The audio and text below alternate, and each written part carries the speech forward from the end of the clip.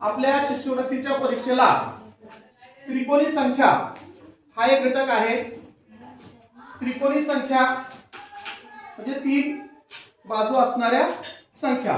त्रिकोणी संख्या जे आहेत ते काढण्यासाठी आपण दोन क्रमवार नैसर्गिक संख्यांचा गुणाकार भागिले दोन जर केलं तर आपल्याला त्रिकोणी संख्या मिळते, बरोबर। आता दोन क्रमवार संख्या म्हणजे काय, कोण सांगते? दोन क्रमवार संख्या 1 2 3 4 5। आता 1 2 त्या काय झाल्या क्रमवार संख्या, किंवा 4 5 त्या काय झाल्या क्रमवार संख्या।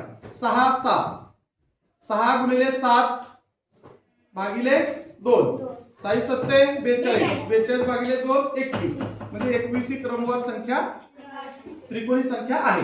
आता इथं बघा 1 ही त्रिकोणी संख्या आहे।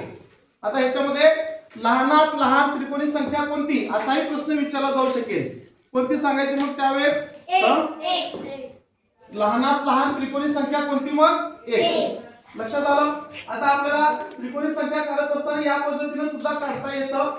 1 ही त्रिकोणी संख्या आहे, 1 च्या पुढे नैसर्गिक संख्या 2, 1 अधिक 2 3 3 नैसर्गिक संख्या, 1 अधिक 2 अधिक 3 6 नैसर्गिक संख्या। या सगळ्यांची जर बेरीज आपण करत गेलो याची बेरीज 10 येईल, याची 15 21 28 36 45 55 असं पुढे वाढत जाईल।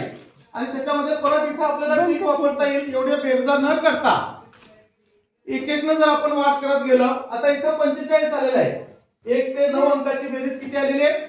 45। त्याच्यामध्ये 10 मिसळले तर 1 ते 10 ची बेरीज 55। त्याच्यामध्ये जर आपण समजा 11 मिसळले तर पुढची त्रिकोणी संख्या आपल्याला मिळते 66। कारण याच्यामध्ये एक एक अंक मिळवत जायचे आपल्याला। इथं तर 10 आहे, त्याच्या पुढे 11 मिळवायचे, 11च्या पुढे कुठला मिळवायचा? पुन्हा 12। मग 12 मिळवल्यानंतर कुठली बेरीज येईल? 78। 66 अधिक 12 78। आता 12च्या पुढे 13 मिळवा, 78 अधिक 13 91, बरोबर। म्हणजे या संख्या आपल्याला मिळतील। मग 100 पर्यंतच्या एकूण त्रिकोणी संख्या किती? 1 2 3 4 5 6 7 8 9 10 66 78 आणि 91 म्हणजे एकूण किती संख्या झाल्या? 13। 13 ह्या काय झाल्या त्रिकोणी संख्या। आता प्रश्न असा विचारला जातो 3 च्या पुढची चौथी त्रिकोणी संख्या कोणती? आता 3 च्या पुढची चौथी त्रिकोणी संख्या 21। 1 2 3 4 3 च्या पुढची चौथी त्रिकोणी संख्या कोणती आहे?